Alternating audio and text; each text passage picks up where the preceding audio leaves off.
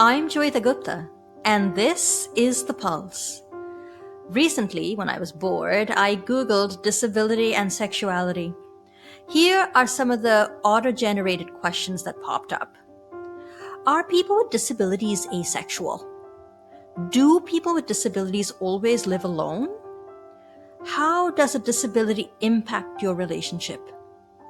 Now, based on that unsophisticated research, I was led to conclude that the bias and stigma associated with disability and sexuality is alive and well.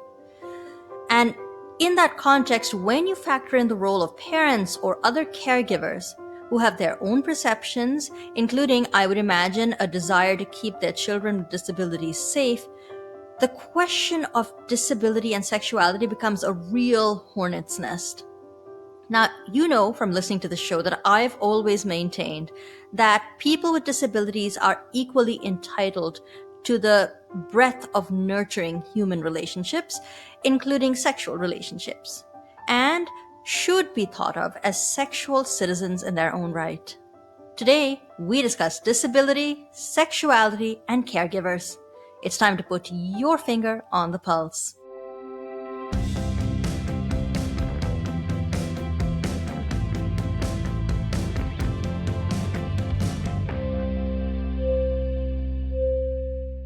Hello and welcome to The Pulse on AMI Audio. I'm Joeita and I'm joining you from my home in downtown Toronto. You can see behind me the record player and the lamp, as well as the credenza with all my glassware. It's always nice to talk to you about sex and disability. We've done a couple of shows about them. And I can't remember if we ever really talked about the role of the caregiver in this whole conversation about disability and sexuality.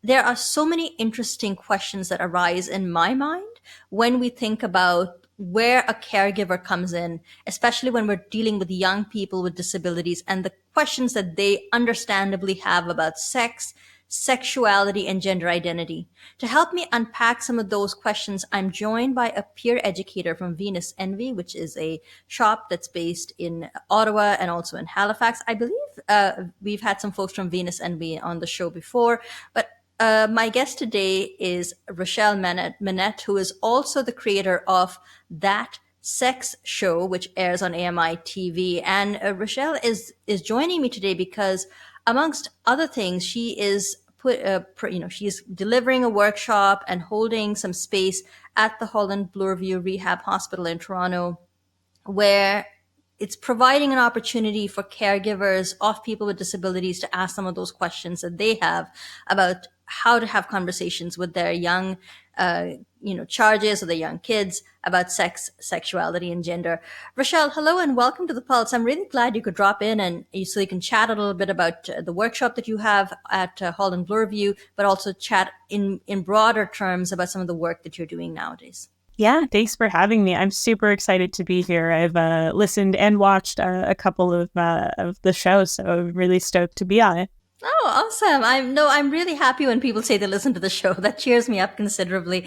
Tell me, before we dive into it, what is the work that you're doing with Holland Bloorview Hospital? I've had them on the show a couple of times. Some really incredible guests have come my way because of Holland Bloorview, and they take a very holistic view of disability and sexuality. What kind of work are you doing, and where do you come in here? Yeah, they really do take a cool look at disability and sexuality. And recently, through the work that I do at Venus Envy and sort of, be part of this larger network of sex and disability more broadly, I received an email from Holland Bloorview, from the folks who are part of this project, who were looking for some more cross-Canada connections. And so it's part of the Holland Bloorview Kids Rehabilitation Research Institute, but the specific group that I'm a part of is the Knowledge Network of Expertise in Disability and Sexuality, it's known as KNEDS, but with a K at the beginning.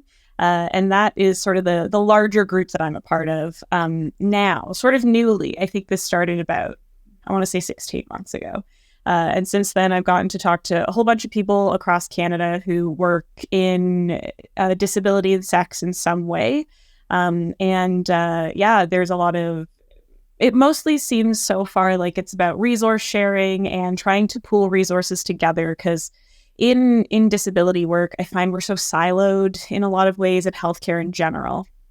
Yeah. And so having a way to get us all together. And so far it's been lots of education sessions, meetings, working groups and advisory committees, just chatting about, what kind of work is out there, what the group is doing, what the KNEDS group is doing, and getting to be involved in the Disability and Sexuality hub that's online that folks can go to get lots of different resources.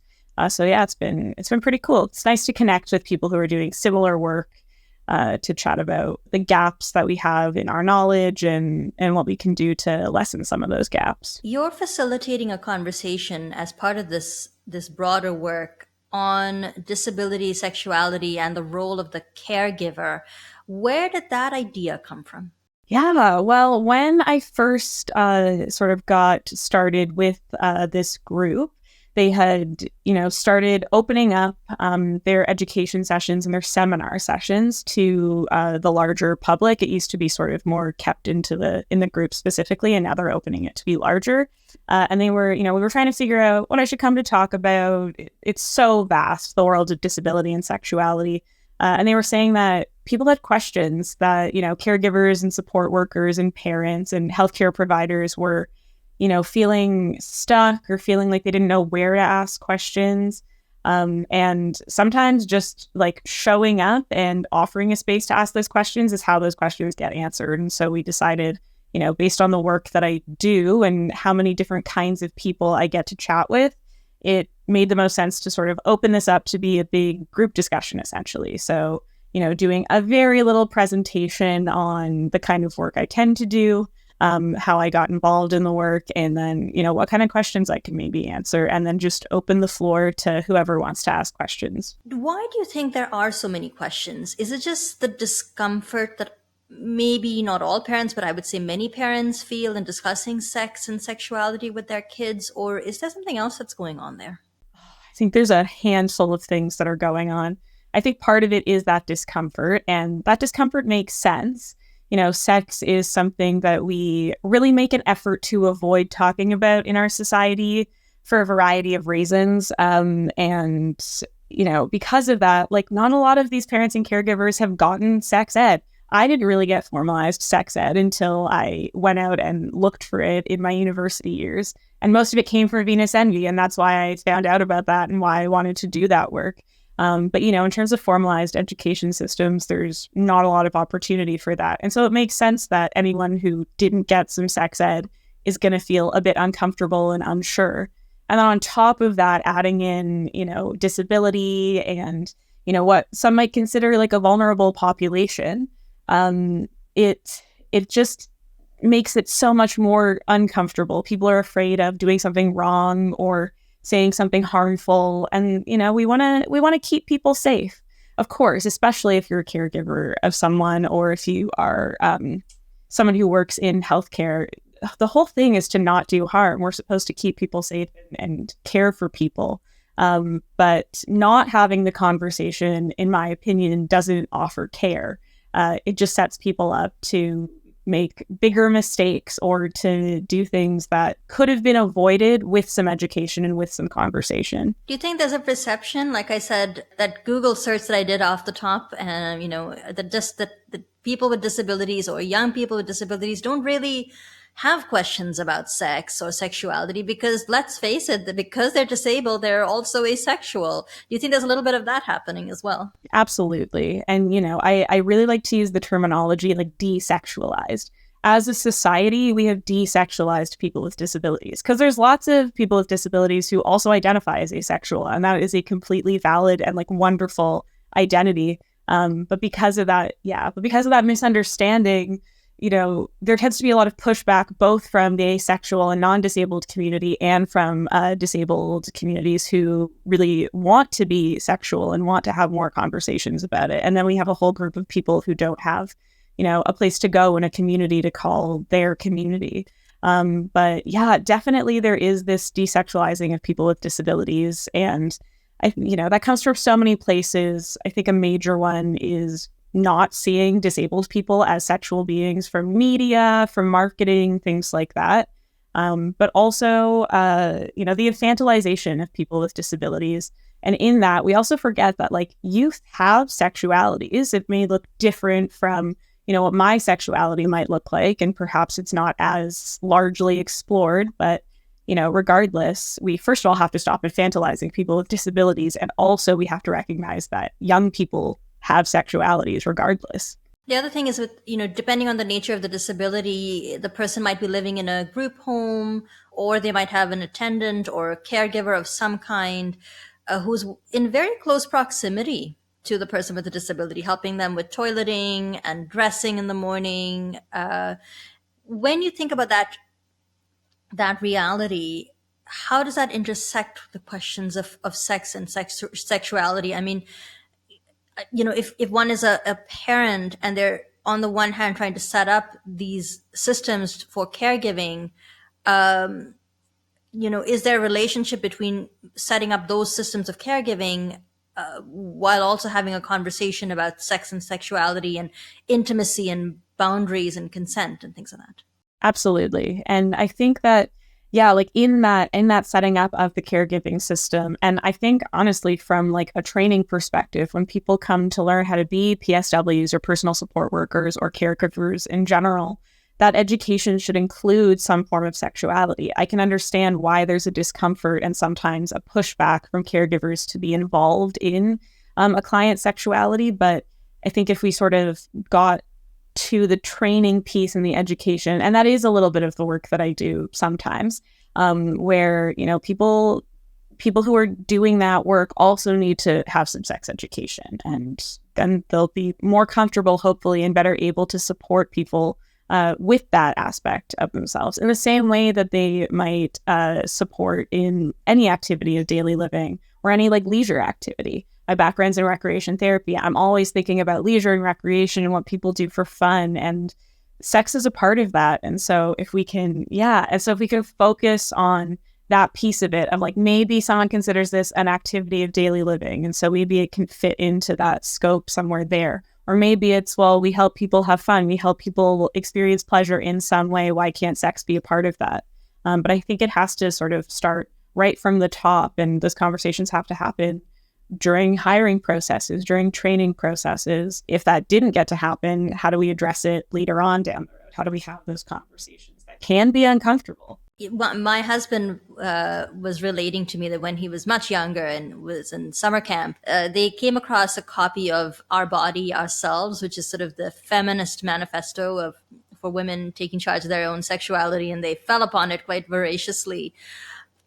I want to sort of touch on the work that you do at Venus Envy, and perhaps if there are any resources as well that are geared towards the sexuality of people with disabilities that might become sort of path-breaking work in breaking down some of these preconceptions and misperceptions about sex and disability that you would recommend to us for maybe for future reading or future reference as a way to get thinking about some of these thorny questions. Yeah, absolutely. I love getting to do work at Venus Envy. I think one of the special things about working in a sex shop is that the people who come to the sex shop are like ready to talk about sex. And so I really get this nice feeling of like, people came here to talk about this, and now we really get to dig deep and unpack some stuff and learn new things.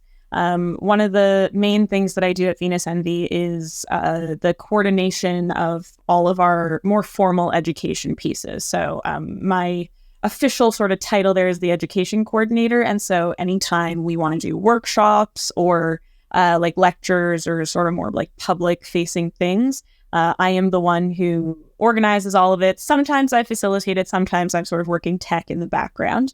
But I'm definitely putting a lot of stuff together, and most of my facilitation and my work and the topics I cover are about sex and disability.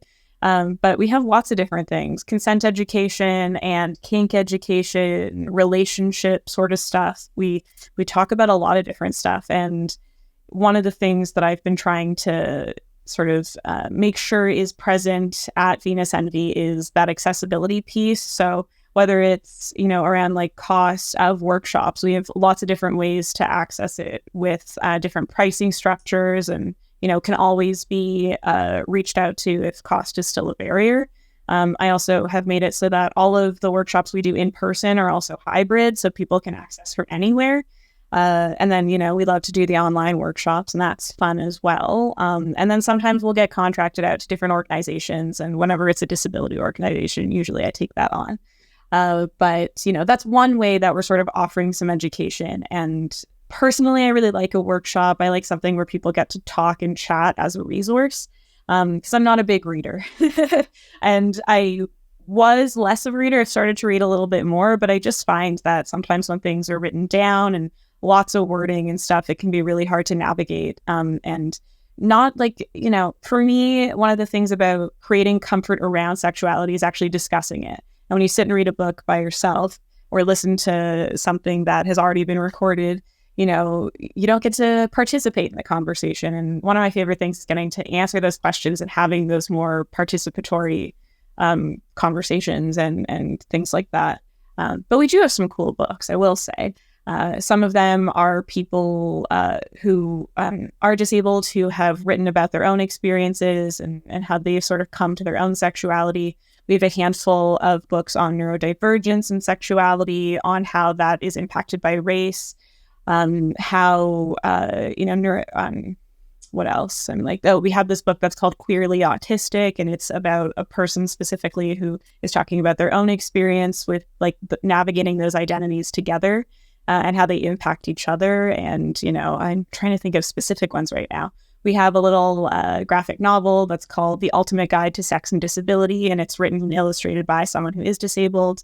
I believe A. Andrews is their name. And we have a whole bunch of different books. But I do find sometimes they're a little bit...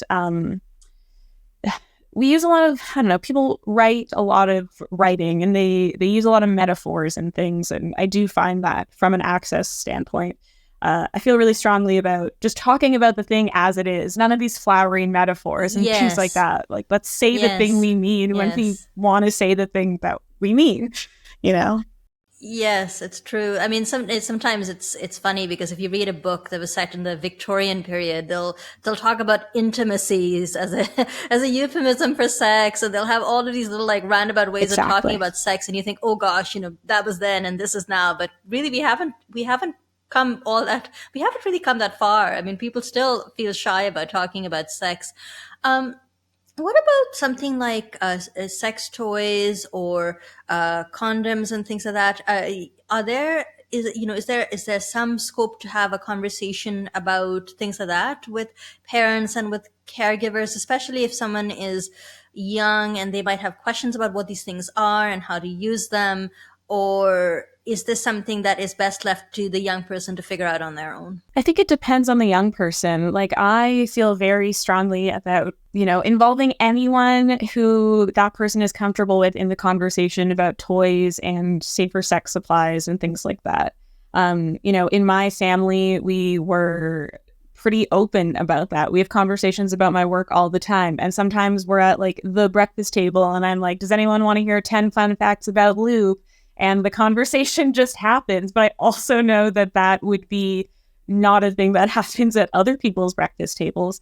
And that might just be a product of the kind of work that I do and how often I'm involved in these things. But, I do think it's up to the individual. On one hand, I think parents and caregivers shouldn't have to be involved if that's not what the person wants, if that's not what the young person with a disability wants, if they're looking to have more private conversations about this stuff, then I think that needs to be respected. But I also don't want to discourage people who want the support from caregivers and from family members to be a part of those conversations and actually open up the doors to have larger conversations that can include caregivers and support workers and things like that. It doesn't have to be an either or. We can have it all. Yes, we can. When is a good time to start talking about this with a child with a disability? Are there any considerations that might be specific to a person with a disability that maybe aren't as top of mind for someone who's non-disabled when a parent is trying to wrestle with that question of when do we actually have that conversation about sex and sexuality with my kid? great question. And I get that question a lot, especially when I'm talking to caregivers. But in general, just parents. I work with a lot of youth of sort of a variety of different experiences. And I really think it's never too early to start talking about sexuality more broadly or things that might impact sexuality in some way. Even starting talking about consent as soon as someone can make their own decisions or should be able to make their own decisions. And that can be as simple as like, what does a closed door indicate? How do we ask for privacy if we need private time? What do we do during our private time? When we don't like something that someone has done, can we have a conversation about that? Should we ignore them? Like, what is the right way to have relationships with other people? And I think we can start that as soon as it becomes apparent that someone is having a relationship with someone else. And that doesn't have to be a sexual or a romantic relationship, just, especially sort of in school age or where we start interacting with our peers more. But, I think there's always an opportunity to start talking about things that could come up later when it comes to our sexuality, like bodily autonomy and privacy and, rejection and hurt feelings and things like that. And I really think that can happen as early as any other kid who hopefully is having those conversations. But I also know that sometimes even kids without disabilities are not having those conversations until they get much older. If they're having them at all. Yeah. And like just really a big advocate for starting the conversation where it feels appropriate, but starting the conversation and asking people, what they're learning in school and have things come up already? Or, did they have any questions about something? Opening the doors that way to say, what do you want to talk about? And where can we start here? I'm glad you brought up the school question because that's something that I've been chewing on. I've had a couple of guests on the show before on the topic of disability and sexuality. And I don't want to put words in anyone's mouth, but generally the belief has been that sex education in the school system does not do an adequate job of preparing youth with disabilities to tackle their own sexuality. It's not really addressed in the majority of school curriculum, and then maybe that's changing now.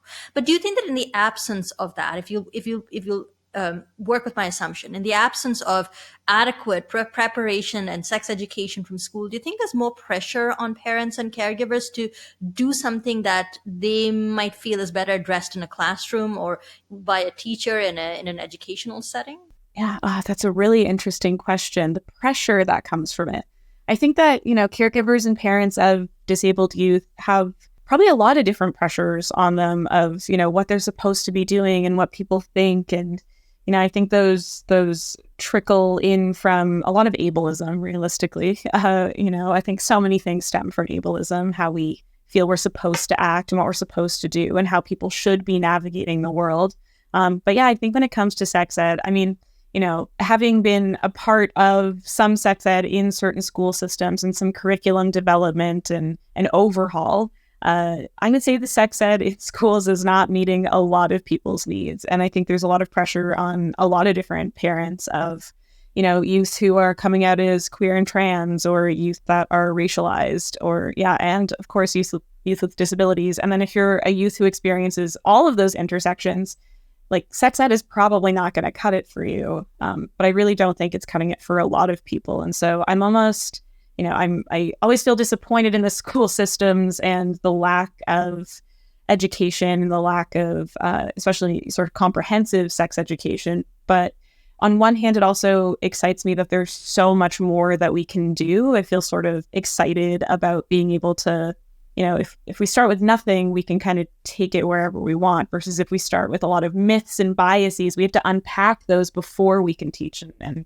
learn what we want. So but I do think, I agree with you. There probably is a little bit extra pressure on caregivers and parents who know that the school system is not doing an adequate job of the education that they were hoping would take place there. Yeah, well, that's again with the assumption that parents want their children to have sex ed, and let's not even get into the whole question of whether parents even believe that school should be offering sex ed, because that's a whole other conversation.